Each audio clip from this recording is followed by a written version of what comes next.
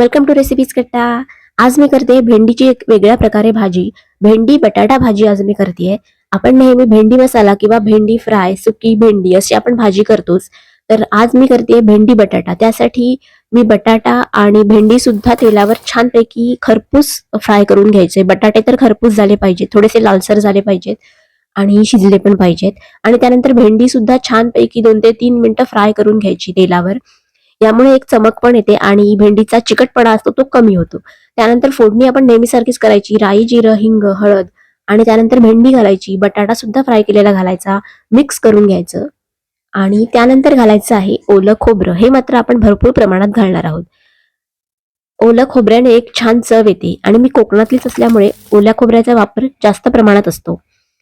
तर त्यानंतर घालायचे काही मसाले, त्यात हळद, लाल तिखट आणि घरगुती मसाला कुठलाही चालेल, किचन किंग मसाला सुद्धा चालेल किंवा गरम मसालाही चालेल।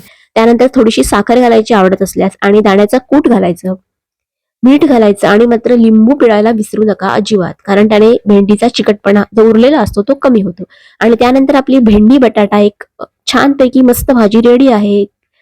तर तुम्ही सुद्धा ही रेसिपी नक्की ट्राय करा आणि चॅनेलला सबस्क्राईब करायला विसरू नका। Bye bye.